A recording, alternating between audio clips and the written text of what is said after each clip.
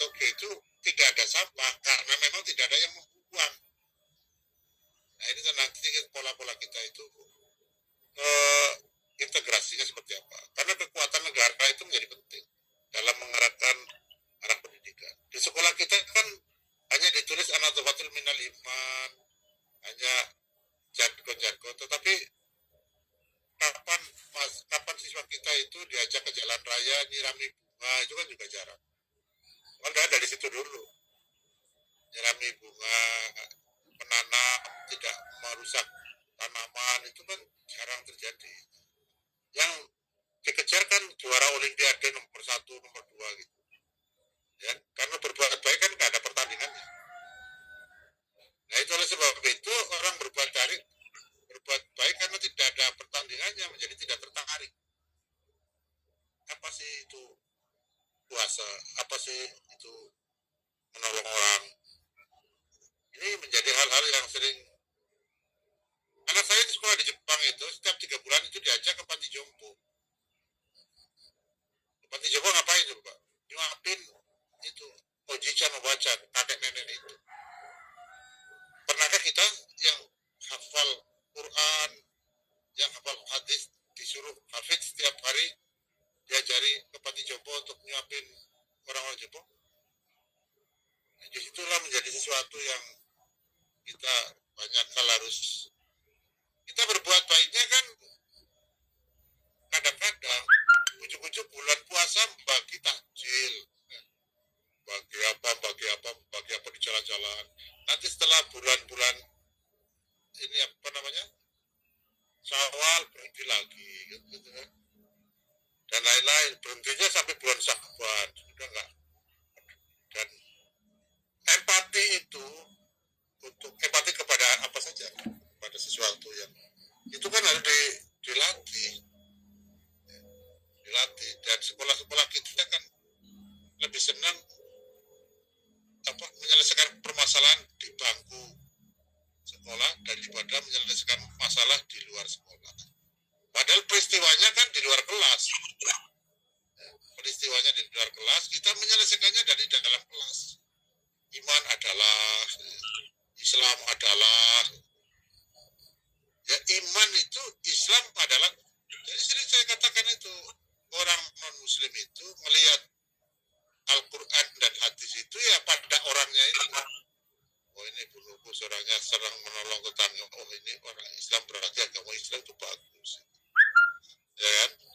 Tapi kalau melihat tanaman atau tanaman apa namanya kering kerontang ya dibiarkan. Terus apa itu halamannya panas sekali, tidak ada tanaman, tidak mau nanam juga dibiarkan. Itu kan menjadi ternyata orang Islam itu sekolahnya juga panas-panas, nggak ada yang teduh, tanamannya tidak terumat, anaknya berandal-berandal. Berarti ajarannya gitu-gitu kan, jadinya begitu. Karena orang Jawa kan sering mengatakan ilmu itu tinemuni kanthi laku, ya kan? Ilmu itu harus dilakukan. Jadi kalau sudah dulu sering diceritakan nek wis dilakoni itu jadi buah. Jadi buah, makanya Sunan Ampel mengatakan lunyu-lunyu penek kanggo masuk tututiro. Walaupun menek blimbing itu sulit karena licin, tetapi harus dilakukan. Untuk apa? Untuk membersihkan diri kanggo masuk tututiro. Kanggo sipo mengko sore itu untuk menghadap Allah Subhanahu wa taala di hari akhir itu. Tetap praktiknya apa? Praktiknya memanjat pohon itu. Penek blimbing itu tadi menaik itu actionnya di situ. Nah itu karena begini, saya sering dari dulu kok selalu usaha kapan panennya gitu ya. Jadi malah kadang-kadang semoga peristiwa ini menjadi pelajaran. Semoga peristiwa dari saya kecil tahun 70 sampai hari ini, semoga peristiwa ini menjadi pelajaran. Jadi tidak ada peningkatan. Misalnya satu lagi, ini cerita ya, satu lagi. Ini agak beda sedikit. Pendirian industri elektronik di Indonesia. Tantangan dan apalah. Lo dari dulu kok nggak mendirikan, hanya tantangan saja. ya kan? Tantangan dan peluang loh. Dari dulu ngapain tahun 70 ya tambahnya itu 80 itu sekarang tantangan dan peluang. Seharusnya sekarang ini sudah semakin bagus, tidak semakin kacau itu. Karena contoh negara lain itu dia. Di negara lain orang Jepang itu yang saya tahu saja lah. Itu mendidiknya kan tahun 1700 sekian agar orang senang membuang apa di tempat yang benar. Ya kan? Itu kan terus berproses terus. Kalau kita itu yang sering sinusoidal, main bagus sekarang jelek lagi, bagus sedikit lagi jelek lagi, jadi gelombangnya gelombang sinusoidal.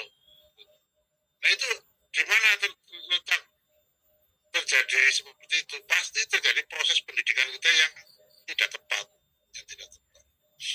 melatih apa namanya pelajaran olahraga ya yang dilatih olahraganya menulis siapa penemu bola voli, terus apa namanya di mana Olimpiade Beijing diadakan, ya gitu aja itu. Jadi jawabnya tinggal di Beijing, penemunya bola voli ya siapa, tapi tidak dibawa ke lapangan bagaimana tangan itu menyentuh bola voli. Itu yang sering kita, hadis kita kan keren kan, Arrohimu yarhamu rahman irham mabil al-budu yarhamkum mabis, kan bagus banget kan. Yang akan disayang oleh Yang Maha Rahman kalau kamu menyayangi sesama yang ada di bumi, tapi tidak dilatih untuk menyayangi. Jadi sedikit-sedikit kita culas, sedikit-sedikit judes, itu kan. Jadi ini menjadi masalah serius. Kesalahan siapa? Kesalahan kita bareng-bareng ini. Jadi dakwah kita itu tidak menjurus ke sana. Ya sering kan kita pemurnian, ya kan? Purifikasi, iya, tetapi yang menyentuh tentang akhlak kepedulian itu jarang kesentuh. Ya. Dan lain-lain. Mari kita bareng-bareng ini. Pertanyaannya bagus tadi dari Lamongan, ya yaitu kata Bu Nobus itu potret Indonesia, ya potret Indonesia. Tapi siapa yang akan bertanggung jawab? Dia bersama-sama. Di samping kita binafsi dengan kita sendiri, tapi harus bareng-bareng. Kalau sendiri-sendiri kelamaan. Kalau tujuannya global, tapi kalau tujuannya parsial ya sendiri-sendiri itu dapat dilakukan.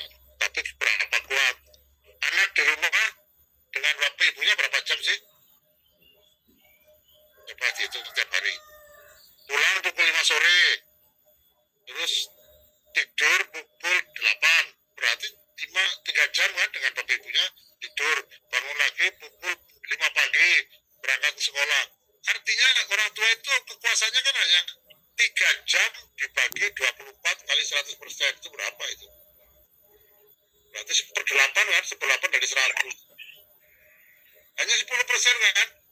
Jadi artinya apa? Pengaruh orang tua dibanding pengaruh selain orang tua kan lebih tinggi pengaruh selain orang tua itu. Nah itu yang tidak gampang itu. Orang tua ya sering menyerah gitu. Karena kalah kekuasaan, kalah influencing, kalah pengaruh. Itu aja barangkali sebagai tambahan.